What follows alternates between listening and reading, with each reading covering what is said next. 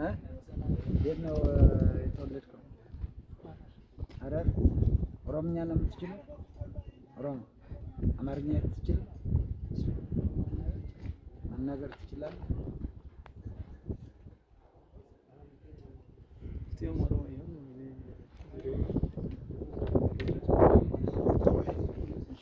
ጉሙዚ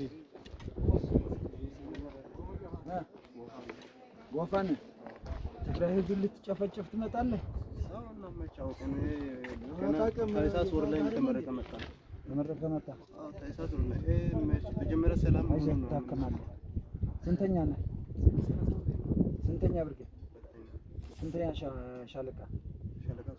ሶስት። ሻምበል አንድ።